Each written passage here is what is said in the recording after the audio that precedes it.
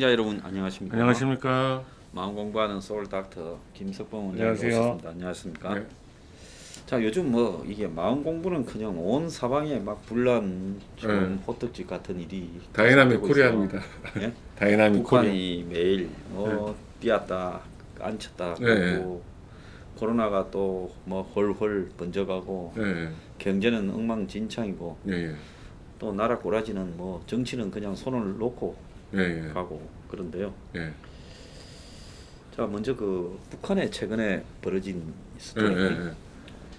자, 김정은이가 화상 회의를 주재했다. 이뭐 북한에서 한 번도 그런 적이 예. 없었잖아요. 그다음에 뭐 예비 회의다. 중앙 군사위 예비 회의다. 자, 그런데 여기서 이제 우리가 하나 좀 눈여겨봐야 될 건데 북한이 화상 회의를 하는 게 그게 좀 이상하지 않습니까? 저도 참 이상하다고 생각을 했어요. 저는 그냥 그 전에 말씀드린 것처럼 김정은이 유고 상태일 가능성이 높지 않나. 그래서 그 화상회의라는 그 말을 쓰지 않았나 그렇게 생각이 들었거든요. 예. 적어도 무슨 뭐 조폭, 건달, 야구자, 예. 마피아, 예. 뭐 사마패, 예. 20세기, 무슨 서방파, 예. 칠성파 이런 것들은 예. 저 화상 회의를 안 하잖아요. 그렇죠. 예. 그렇죠. 직접 뭐 오더를 내리든지 회의를 한다고 그러면 직접 만나서 이야기를 하지 화상회의를 하겠습니까? 그 뭐 그리고 평양이 얼마나 넓다고 화상회의를 하겠어요. 그 뭐 콜롬비아에 뭐 메데인 카르텔에 있는 마약상들이 화상 회의하는 거 보셨습니까? 이 조폭 같은 폭력을 지향하는 집단은 화상 회의를 안 하는 이유가 얼굴을 보면서도 너 배신하면 죽는다, 배신하면 죽는다 해도 돌아서면 언제 뒤에서 총 갈길 줄 모르는데 그래서 화상 회의를 할 수 있어도 뭐 그거 돈이 없어서 뭐 가들이 못 하겠습니까? 그렇죠. 그래도 가들은 그런 거를 안 하고 툭 하면 불러갖고 앞에서 공기 잡고 그렇죠. 겁주고 김정은이가 괜히 그 뭐 담배 재떨이를 김여정이 보고 들고 오라 해가지고 회의하면서 딱 이렇게 죄를 털고 있는 것도 그것도 70 뭐 60 먹은 사람들 앞에서 내 나이 작게 너희들 많이 먹고 내 작게 먹었다고 깔보다가 너 죽어. 그리고 졸면 뭐 북한에서 갑자기 뭐 김정은이 회의하다가 졸면 막 지역으로 가가 노가다다 몇 달 갔다 오고 그러잖아요. 60, 70이. 그건 다 군기 잡으려고 그런 거 아니겠습니까? 그렇죠. 군기 잡는 거죠. 그러니까 북한은 성군 정치고 군부, 폭력 집단이 이제 위협으로 유지하는 거니까. 근데 김정은이가 화상 회의하기 시작하면 전부 그 보고 앉았으면서 에이 저 새끼 저 빨리 가지나 해라. 그런 이게 군기가 잡히겠어요? 그리고 그러니까 이제 화상회의라고 하면 이제 만약에 이제 원산하고 평양이 이렇게 떨어져 있는 경우라면 과연 원산하고 평양 사이에 그 라인을 설치를 했을까요? 북한이 이제 국제 인터넷망에서는 딴데고 www. 결국 내부 인트라넷 같은 시스템인데 북한에 지금 원산하고 평양 간에 하루 가려면 기차로 엄청나게 하루가 걸리는데 거기에 원산하고 평양 사이에 광 케이블을 깔아가지고 동시에 화상회의의 그 특징은 이 시간이 동시에 돼야 되잖아요. 그렇죠. 굉장히 빨라야죠. 알겠나 하면 바로 해야지. 알겠나 한참 있다가 알겠나 하면 뭐 갖고 했는지를 모르잖아요. 그렇죠. 그러니까 그 정도 빠르기가 된 광 케이블을 깔 수 있었느냐 하는 것도 그렇죠. 그러니까 아마 광 케이블도 제재 대상일 가능성이 높아 보이는데 그렇다고 북한 애들이 무슨 무선 통신으로 5G로 화상 회의를 하지도 그거는 말도 안 되는 이야기고요. 그러면 북한이 도대체 왜 안 하던 짓거리를 화상 회의를 해서 그래서 저는 우리 소장님께서 말씀하셨던 김정은은 유고 상태고 김여정은 그 군부에 감금되어 있고 실제로 채용에도 지금 모습이 보이지 않고 있고 거의 그래서 비슷한 시점에 네. 사라졌어요. 그래서 김영철이 지금 현재 북한의 군권 정권을 장악한가 아닌가 하는 스토리를 제일 저도 가능성이 높다고 저도 생각합니다. 예, 그래서 지금 김영철이가 지난번에 이 미북 회담 때 네. 백악관을 2번 갔지 않습니까? 네. 그래서 김정은이가 지는 이게 황금의 기회라 생각하고 힘을 실었는데 네. 하노이에 그리되면서 그 뒤에 김영철이가 한동안 사라지고 한동안 안 보였죠. 수척한 모습으로 네. 나타나고 강등이 되었다 뭐 이런 소문이 많았잖아요. 네. 근데 이번에 어제 정경두를 겨냥해가지고 경박하고 우매한 행동을 한데 유감을 표한다며 네. 그러면서 이 이제 정경두가 북한이 대남 군사 행동을 완전 철회해라 한 데 대해서 김영철이가 담화를 발표했어요. 네. 그래서 남조선 국방부 장관이 기회를 틈타 체면을 세우는데 급격하여 허세성 목소리를 내는 경박하고 우매한 행동을 했다. 네. 우리의 군사 행동 계획이 보류가 아닌 완전 철회가로 돼야 된다고 도가 넘는 실언을 한 데 대해 경박한 처사라고 경고한다. 네. 자중이 위기 극복의 열쇠다. 남조선 국방부의 때없는 실언 탓에 북남 관계에 더 큰 위기가 와서는 안 된다. 이렇게 이야기를 했거든요. 그러면서 노동당 중앙이 네. 중앙군사위 예비 회의에서 네. 이 예비 회의라는 이것도 또 희한해요. 그래요. 저도 예비회의라는 그 김정은이 참석했던 회의를 예비회의라고 한 거는 처음 들어보는 거거든요. 예, 김정은이가 참여했는데 네, 북한에 네. 황제가 왔는데 네. 예, 뭔 예비입니까? 그러니까요.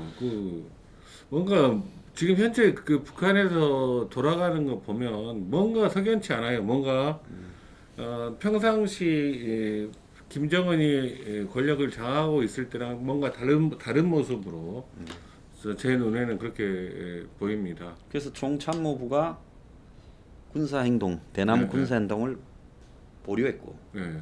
1년의 대남 행동도 중지시켰다 네. 하고 김영철이가 말을 했거든요. 네. 그래서 왜 어제 타이밍에 김영철이가 등장했을까? 그러니까요. 그래서 김영철이가 등장을 공식으로 담화를 발표한 걸 보고 김영철이 실권을 잡았을 가능성이 높다는 소장님 추정이 맞을 가능성이 높다. 네. 그렇게 생각이 들더라고요. 그래서 이성근, 네. 김영철이 네. 이성근이가 원래 김영철이 가방목지로 컸지 그렇죠, 않습니까? 그렇죠. 예. 그래서 이런 유의 인물들이 북한에 지금 예. 권력을 장악했고 예. 김영철이가 통 안 났잖아요. 그렇죠. 하노이 통화 나왔죠. 이후에는 예. 얼굴도 안 내밀었는데 거의 안 나왔죠. 김영철이 이름으로 정경두를 까는 담화를 했다는 것은 예. 사실상으로 김영철을 위시한 예. 군부가 장악을 했는데 김영철이 네. 거기에 핵심일 가능성이 그렇죠. 예. 좀 있어 보이죠. 예. 김영철은 군에서 계속 커온 인물이기 때문에 거기다가 실제로 군에서 계속 커왔기 때문에 이 군 인맥이 제일 짱짱할 거예요. 짱짱하고 또 한편으로는 뭐 중국하고도 예. 이렇게 통하는 예. 북한군과 원래 중국의 인민해방군은 예. 뭐 서로 통하잖아요. 그렇죠. 예. 자 그러면 이 통상적으로 북한의 의료 수준 경험이 아주 일천한 상황에서 예. 김정은의 예. 심장 스텐스 수술을 하다가 예. 그게 잘못되고 예. 김정은이가 몸무게가 140kg도 실제 넘는다 이야기도 있어요. 예. 그러면 어떻습니까? 의사로서는 저런 등으로 초비만이 초고도 비만이면 굉장히 어렵죠. 스텐스 수술이나 이런 부분도 일반 사람에 대해서 일반 사람보다 실제로 저는 이제 제가 직접 해본 경험은 없기 때문에 뭐라고 이야기하기는 곤란하지만 아무래도 그렇게 이 만성 질환이 많지 않습니까? 김정은 같은 경우는. 온갖 게 다 있겠죠. 그래서 일반 사람보다는 그렇지 않은 사람보다는 리스크가 더 큰 거는 분명하다고 생각을 하거든요. 네. 근데 게다가 의료진도 심장 혈관에 문제가 생겼다면 심장 혈관 스텐스 수술을 해본 경험이 거의 없을 거거든요. 네. 만약에 이제 그 프랑스 의사로부터 교육을 받았다 할지라도 그게 많이 해보면 해볼수록 느는 거거든요. 반복해서 숙련이 중요한 거 아닙니까? 수술에는 그렇죠. 예, 그게 제일 중요하죠. 제일 그러니까 중요하죠, 그죠? 그래야지 그 수술 결과가 확실하게 보장이 되는데 많이 해볼 기회가 있어야죠. 북한 사람들 대부분이 그거 비판하지 않고 그런 거하고 예, 관계 없는 상황이에요. 예, 특수청에 대해서만 하는데 예, 또 그래서 그 수술이 잘못됐다. 예. 이랬을 때 이제 중국 의료진이 와서 투입됐지만은 그거 하다가 잘못되면 중국 의료진이 바로 경험 많은 의료진이 바로 옆에 있다가 같이 하면 모르지만 예, 연락 받고 중국에서 온 사이에 모든 게 다 끝난 거죠 이미. 그렇겠죠. 그 경각을 달리한다는 말이 예. 굉장히 짧은 시간에 그 스텐 수술의 성과가 결정이 되기 때문에 그거는 중국에서 뭐 어떻게 할 수 없어요. 그냥 바로 옆에 같이 수술을 했다 하면 시술을 같이 했다면 모르지만 예. 그렇지 않은 경우는 전혀 도움이 못 되고 그리고 경험이 많지 않은 의사가 시술하다가 이렇게 잘못됐을 때 그 위기 상황에서 그걸 얼마나 잘 그 대처를 했는지 그것도 저는 그 북한 의료 수준이 제가 그 북한에 직접 갔다 온 분들 이야기를 들어보면 예전에 그 수준이 굉장히 많이 떨어진 걸로 굉장히 많이 떨어지죠. 이야기를 들었거든요. 네, 저도 그랬어요. 예. 그래서 의사들 교육을 간호사 교육시키는 거 이상으로 해야 된다. 그렇게 이야기를 들었어요. 자, 그래서 북한이 좀 많이 이상하다는 게 이제 김영철의 등장에서도 나타난다. 네. 이렇게 보고요. 예. 자, 이야기를 좀 전환을 해서요. 예. 최근에 그 이 원격 의료에 대해서 네. 한의사들이 찬성했지요. 예. 예. 그런데 한약재를 이제 처벌로 짓는 부분에 대해서 예. 처약을 처벽이 의료보험으로 들어오는 시범 사업이 시작.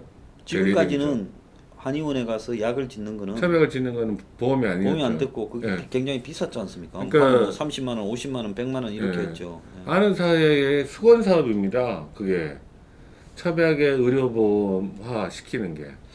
그런데 그러면 이제 그 수건 사업을 성사시켜주는 조건으로 원격 의료를 찬성했을 가능성도 있어요. 충분히. 자, 지금까지는 우리가 한의원에 가서 뭔 약을 좀 먹어야 된다. 예. 이렇게 되면 예. 보험과 관계없이 뭐 예. 50만 원이다 하면 자기들이 줬잖아요. 예. 약을. 어떻게 예. 지어오는지는 우리가 예. 알 바는 없고. 예. 근데 앞으로 이제 만약에 한의사들이 첩약을 예. 무슨 예. 그걸 한 10첩, 20첩 먹어야 됩니다. 예. 이렇게 하고 보험 처리하겠습니다. 되면 예. 지금 이 약품 같은 경우에는 약 단가가 딱 정해져 있어 갖고 표준화가 돼 있는데. 표준화가 돼 있어서 병원에서 이제 그거를 예, 처방만 그렇죠. 발휘하죠. 근데 한약재는 그런데 표준화가 안 돼 있어요. 솔직히 말하면 약 팔았다고 해서 모르겠습니다. 물밑으로는 뭐 약을 많이 팔아주면 제약회사에서 조금은 뭐 옛날에 로비도 하고 했는지는 모르겠지만은 예. 지금은 없습니다. 전혀. 근데 한의학은 처벌하면 한의사가 짓습니까? 이거 어디서 옵니까 약이? 그건 이제 저 한약재 표준화가 안 돼 있을 수밖에 없죠. 그게. 그럼 중국산이 가격이 있을 거고 만약에 감초라고 보면 예. 중국산 감초, 예. 국산 감초, 뭐 저 태국산 감초, 뭐 이렇게 캄보디아산 감초 이렇게 있을 그거는 거예요. 아마 식약청에서 이제 그 수입이 허가된 품목에 한해서 유통이 되게끔 되어 있긴 있을 텐데 예. 그 약재의 그 약재가 고급이냐 중급이냐 하급이냐에 따라서 가격 차이가 달라지는 거는 천차만별이잖아요. 예, 천차만별이죠. 예. 그거를 어떻게 그 하는지는 그건 전혀 모르고 단지 이번에 첩약이 의료보험에 들어오게 되면서 시범 사업을 하는데 진찰료가 의사 진찰료의 3배로 책정이 되고 의사들은 처방전료가 없거든요. 처방전료 발행을 하는 게 할 때 지금 현재 처방전료가 없는데 아, 처방전에 지금 돈이 안 붙습니까? 처방전을 발행하는 거에 대한 수가는 없어요. 아, 그 비용은 붙잖아요. 비용 안 붙어요. 아, 처방전은 예. 발행하든 안 하든 의료 비용은 예, 똑같습니까? 예, 예. 나 그건 저기 그게 제일 처음에 처방전료가 생겼다가 그 의약분업 아, 되면서 제일 처음에 있었다가 정부에서 돈을 줄이려고 하면서 처방전료를 없애버렸죠. 별도의 처방전료는 없다. 없애버렸어요. 예. 원래는 있었다가. 예.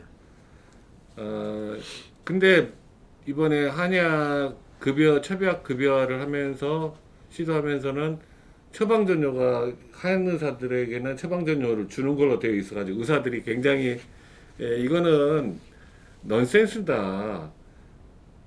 그리고 제일 문제는 과연 그 첩약이 효과가 약효가 있는지 없는지 입증이 되지가 않았는데 어떻게 의료보험 공보험 체제로 들어올 수가 있느냐. 그다음에 첩약이라 하면 문제는 지금도 이제 한의원 같은 데 가면 뭐 속이 안 좋다 뭐 환약 같은 거 하잖아요. 그럼 네. 뭐 몇천 원이니까 네. 비싸지가 않으니까 네. 문제가 없는데 네. 지금까지 우리 생각으로는 첩약이라 해서 뭐 약을 한 첩 짓는다. 네. 이렇게 하면 뭐 한 30개 최소부터 네. 몇십 개 되잖아요. 네. 그럼 가격이 몇십만 원 최소 단위로 가는데 네. 이걸 의료보험을 처리하면 의료보험에 엄청난 부담이 되죠. 너나 할 것 없이 다 한의원에 가서 보약 한 첩 먹자 이렇게 될 거 아니에요. 아마 이제 우리나라 국민들이 많이 개화가 됐기 때문에 그러지는 않을 걸로 보이지만 아니 개화 안 됐어요. 내가 요즘 보니까 병원에 무슨 뭐 MRI니 뭐니 초음파니 하니까 얼마나 가서 찍어대요. 과잉 진료를 하고 그렇지만 아무래도 그 의료보험 재정에는 부담이 될 거예요. 아니 노인분들이요 몸 좀 부실하다 뭐 아이고 근육이 약하다 하면 한의사가 첩약을 좀 드시죠. 아이 근육을 살리는 첩약을 좀 지어주시오. 부터 뭐 이렇게 내가 뭐 두통입니다. 그러면 네. 아이 두통에 좋은 첩약이 있습니다. 첩약 네. 좀 지어주시오. 그래 됐을 때 보험 처리를 도대체 얼마까지 하겠다는. 보험 처리는 지금 현재 나온 거는 시범 사반은 50%. 10만 원짜리면 처약이 10만 원이면 5만 원은 보험. 그럼 50만 원짜리면 25만 원 된다고. 네, 그 상한선은 없어요? 그거는 아직 정확하게 제가 모르겠습니다. 그냥 저는 이제 신문 기사로 나온 걸 통해서 알고 있기 때문에 정확하게는 모르겠고. 자 그러면 한의사가 있으면 의사는 의사가 있고 약사가 있잖아요. 네. 그래서 병원에서도 병원 약국에 네, 처방전을 병원의 약국에서 해도 네. 병원에 또 약사가 처방하지 네, 않습니까? 네. 그러면 이 한의사는 원래 의학이 분nhập 돼 있습니까? 그러니까 한의사의 의학 분업은 한의사 한약사 세트로 이루어진 게 아니라 한약사 숫자가 별로 안 돼요. 한약사라는 걸 들어보지도 못한 사람이 많을 거예요. 네, 한약사라는 제도가 있어서 한약사가 그 대학에서 과가 있습니까? 네, 한약과가? 한약학과가 있을 거예요. 그래서 거기 출신들이 하는데 그 숫자가 미미하기 때문에 그때 당시에 한의학하고 한의사하고 약사들 그 싸움이 있었지 않습니까? 네. 그때 당시에 그 약사들이 한약을 조제하는 걸로 네. 그렇게 됐던 것 같은데요. 자 그러면 네, 한의사가 지금 첩약을 처방을 했을 때 네. 지금까지는 한의원에서 자기들이 만들어 오잖아요. 어디 가서 만들어 온지 네, 몰라도. 지금 한약사가 그렇게 많이 안 돼 있기 때문에 자체적으로 지금 원내 조절을 하고 있죠. 지금도 그러겠네요. 네, 지금도 그렇게 하고 있는데 만약에 이제 첩약이 본격화되면 아마 약사들과 한의사들 사이에 또 싸움이 시작될 수 있죠. 자, 저는 이제 이 부분에 대해서 한의사들이 이제 자신들의 의학적 부분을 입증하기 위해 차라리 우리도 네, 이제는 좀 안에 네, 몸의 상태를 피도 분석하고 네, 뭐 오줌도 분석을 해야 네, 과학적으로 치료가 된다. 네, 이렇게 해서 뭐 오줌이나 피나 우리도 이제 그런 걸 좀 분석하게끔 하자든지 네, 그런다면 그건 논리적으로 이해는 좀 돼요. 네, 근데 그런 것보다 원격 의료를 갖다가 냅다 찬성하고 네, 지금 의료계 중에서 이 큰 대학병원 등의 병원 네, 말고 찬성한 유일한 집단이잖아요. 그렇죠. 의료계에서. 네, 그렇죠. 자, 대학병원이나 이런 전부 재벌처럼 돈 좀 뒤에다 재벌들이 있고 돈 많은 사람들 이미 준비가 있으니까, 다 돼 있어요. 예, 대학교는. 돈 벌어 먹자고 눈이 벌겠으니까 그렇다 치더라도 한의사들이 어떻게 그럴 수 있냐. 네, 제 방송에 혹시 보시는 분 중에 한의사분들 계시거나 회원분 중에 한의사분이 계시더라도 제가 이 말은 해야 되겠어요. 네, 어떻게 의학 그 뭡니까 저 원격 의료에 원격 의료. 찬성할 수 있냐. 네, 그 원격 의료에 찬성해주면 한의사들이 네, 대외적으로는 이제 의료계도 거의 서로 간에 네, 막 분열이 되고 있다 이해관계상. 네. 그래가지고 이 첩약 부분을 혹시 그에 대한 보상으로 받은 겁니까? 그랬을 가능성이 있다고 그 의료계에서는 생각하는 사람들이 많죠. 저는 네. 절대로 그러면 안 됩니다. 처음에는요 한의사들이 그렇게 생각하겠죠. 한의원에 왔을 때 뭐 한의원이 할 수 있는 치료가 제한적이니까 우리가 차라리 이렇게 화상 회의를 통해가 네. 뭐 진단해주고 어쩌고 네. 저쩌고 하는 부분이 유리하겠다고 생각했을지 모르지만은 네. 그런데 결국 원격 의료가 진행이 되면 네. 그 사람들도 결국 도태되거나 아니면 지금 재벌들 네. 대형 병원에 그냥 월급쟁이 네. 예? 화상회의 전담 의사밖에 더 되겠어요? 아무튼 그 원격 의료는 무슨 일이 있더라도 막아야 되고요. 실제로 우리 국민 건강을 위해서 꼭 막아야 됩니다. 자 거기에 지금 의사협회에서는 뭐 대응을 좀 하고 있어요. 어떻게 있어요? 그 협약 그 의료보험 진입하는 거에 대한 반대 투쟁을 이번 주 일요일 날 오후 2시인가 청계천 광장에서 그 한 소규모로 시위를 한다고 그러네요. 네, 원격으로는 지금 어떻게 하고 있어요? 원격으로 완전히 반대죠. 지금 원격으로 반대, 그게 서서히 이제 투쟁 강도를 올려가려고 준비 중이라고. 예. 제가 그 어저께 최대집 회장님으로 전화를 받았는데, 이제 그 집회에 관련된 설명, 그 일요일 날, 설명을 들었고, 그 향후에 계속 원격 의료하고, 그 다음에 그 의과대학 증원하는 부분에 대해서 계속 투쟁을 높여가는 걸로. 그리고 지금 현재 의료 수가도 황당하게 결정이 됐잖아요. 360원 인상으로 결정됐는데, 그러니까 의료계에서는 굉장히 배신감을 느끼고 있죠. 그 정부에서 이번에 우한 코로나 사태에 대해서 의사들의 노고를 인정한다라는 거 이야기하면서 실제로는 의료 수가 인상에 대해서는 굉장히 지금 그 의원급은 굉장히 지금 경영난에 시달리고 있는데 내년 의료보험 수가를 2.4% 인상으로 끝났거든요. 제가 참 안타까운 부분은 뭐 지금 이 코로나19 와중에 네. 의료계가 뭐 자영업자들이 지금 식당이 안 되는 것처럼 네. 안 되잖아요. 그렇죠. 굉장히 안 되죠. 근데 이제 어쨌든 코로나가 장기간 간다. 네. 그리고 코로나가 갔을 때 지금 대한민국의 이 의료 체계가 매우 위태롭다. 네. 자 그렇다면 일선의 병원이나 의사들을 갖다가 좀 유지 보존할 필요가 있다. 네. 이렇게 보자 하면 그 의사들에 대해서 뭐 일종의 네.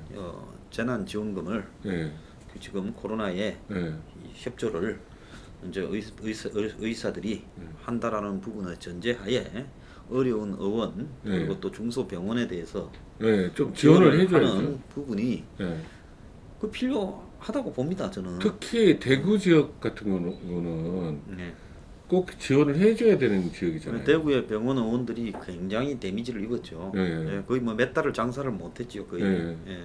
그리고 또 대부분 봉사도 하러 갔고. 예. 그렇죠. 대구 지역에 그 개원에 계신 의사 선생님들 열심히 그때 진료에 협조하고 그랬는데도 불구하고 지금 병원 문을 닫는 분들도 있다고 들었어요. 예. 자 그래서 정권이 참 이렇게 필요할 땐 저러고. 예. 네. 근데 조만간 근데 또 그 지금 제 예상도 그렇고 전문가들의 예상도 그렇지만 조만간 세컨드 웨이브가 오면 우한 코로나에 그러면 당장 지금 현재 그 의사들의 자원봉사가 필요로 할 텐데 지금 이렇게 의사들에게 그 굴욕적인 상황을 만들어 주면서 협조를 구할 수 있을 건지 저는 의구심을 갖고 있습니다. 예. 그 의사들 커뮤니티에서는 굉장히 뭐라 그래요? 그 부분에 대해서 앞으로는 자원봉사 안 하겠다고 하는 글들이 많이 올라와요. 네. 지난번에 그 한 3,900명 정도 봉사한 의료진 대구에 네. 그 수당 정리하는 부분도 네. 그 말이 나오기 전에 깔끔하게 그냥 네, 한 좀 방에 그렇게 해줬어야죠. 정리를 하면 될 건데 그것도 지저분하게 해가지고 계속 그냥 그리고 말이 나오게 하더라고요. 네, 최근까지도 거기 대구 지역에서 그 다른 지역에서 간 사람들은 수당을 받았는데 대구 지역 병원에 근무하면서 그 우한 코로나 사태 투입됐던 간호사들한테는 예. 수당이 한 푼도 안 줬대요. 그럼 왜 그랬을까요? 그러니까 거기는 거기에 병원 소속이기 때문에 안 준다는 이건 당연히 거죠. 해야 되는 부분이다. 그러니까 그런 부분에 그 형평성 이런 부분을 생각을 해서 그 사람들의 노고가 얼마나 컸는지 당연히 거기- 했지만은 연장 근무도 했을 거고 네. 평소보다 훨씬 많이. 그 다음에 또 위험 그렇지, 감수를 위험하죠. 했고. 예.